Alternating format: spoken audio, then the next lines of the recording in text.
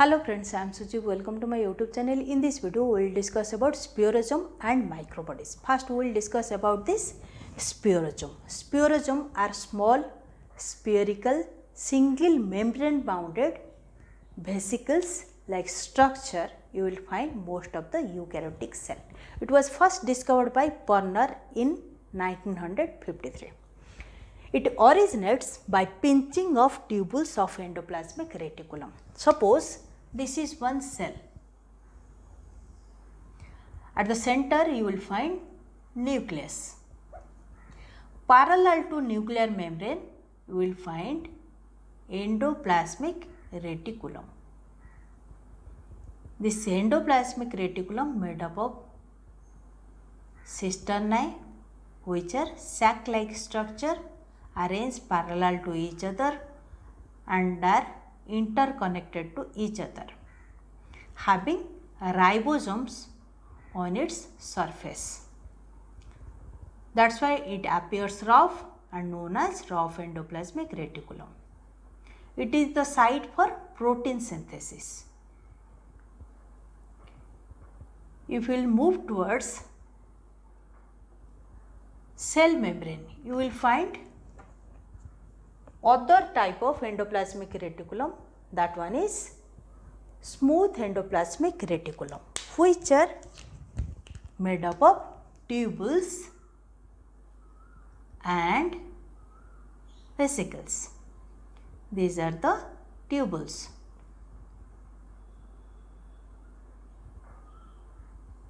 In this way, they are present towards cell membrane. After synthesis of lipid, because smooth endoplasmic reticulum is the site for lipid synthesis and this rough endoplasmic reticulum is the site for protein synthesis. After synthesis of lipid in this smooth endoplasmic reticulum by any reason, if constriction will appear at the terminal end, this terminal end of this tubule will get separate from this tubule and appear spherical like structure which contains lipid, because this is the part of tubules which are helping in this lipid synthesis, and after synthesis of lipid it also contains lipid. So it is having great affinity towards lipid. That is why this spherical body which are arising from these tubules of this endoplasmic reticulum is known as spherosome, because as it appears spherical in structure. It is also known as oleosome because it is having great affinity towards lipid.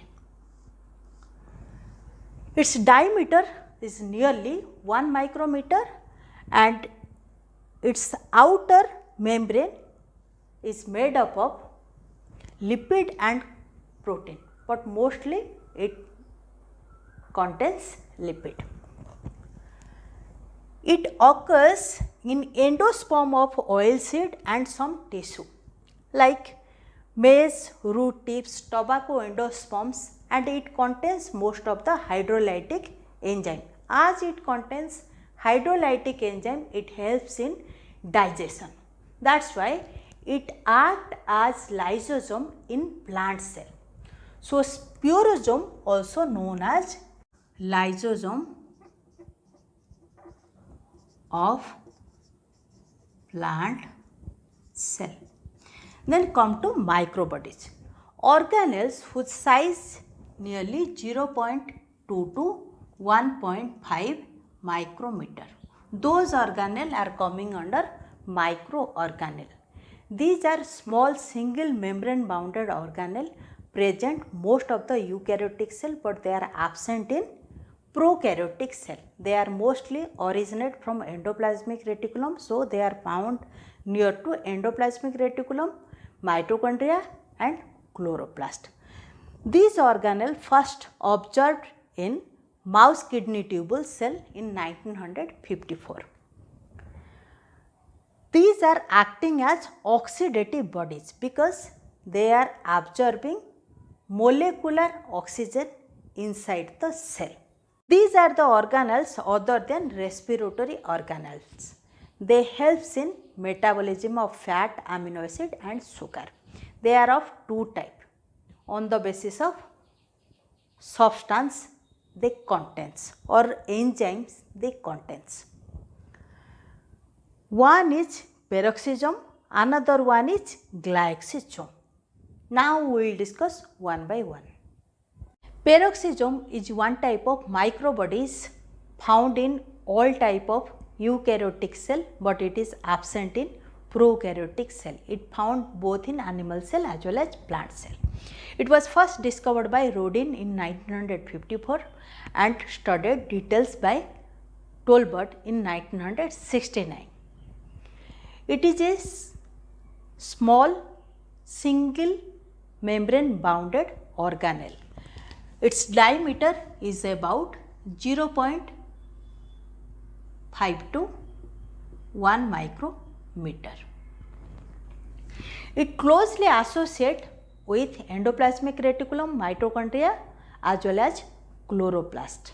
Like spirosome, it also originates from endoplasmic reticulum. It contains enzymes which are responsible for synthesis of peroxidase. Contains enzyme which are responsible for synthesis of peroxidase. Here zome means body. This spherical body contains enzyme which are responsible for synthesis of peroxidase. That's why this body is known as peroxisome. It also contains number of enzymes like glycolytic acid oxidase, peroxidase, alpha amino oxidase, catalase. In animal cell you will find in liver cell and in kidney cell this peroxisome, and plant cell you will find in photosynthesizing cell where photorespiration mostly occur. Normally in C3 plant photorespiration process occurs. So, there you will find more number of peroxisome. In animal cell it helps in oxidation of number of biochemicals like different type of toxin, alcohols, amino acid, and it also helps in lipid metabolism. This photorespiration process occur mostly in C3 plant. So, in C3 plant you will find more number of this peroxisome. This peroxisome contains glycolytic acid oxidase which help in oxidation process where glycolic acid oxidize to form glycoxylic acid which will later convert into either succinic acid or amino acid which is glycine. If it will convert into succinic acid, it will enter either Krebs cycle where it will go for cellular respiration process. If it will not enter into Krebs cycle, it will convert into glucose. If it will not convert into succinic acid, it will convert into amino acid which is glycine. Later it will help in protein synthesis process. This is all about peroxisome.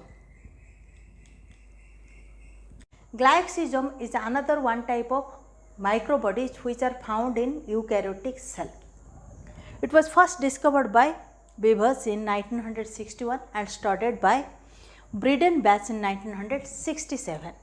It is spherical in shape, having cores, and its matrix part it contains number of enzymes which are responsible for glycylate pathway. It contains those enzymes which are helping in beta oxidation of fatty acid which produce acetyl coenzyme A which later convert into carbohydrate. It mostly found in germinating oil seed and also certain fungi. This is all about spirosome and microbodies. Hope you understand. Please like, share, comment and subscribe my channel. Thank you.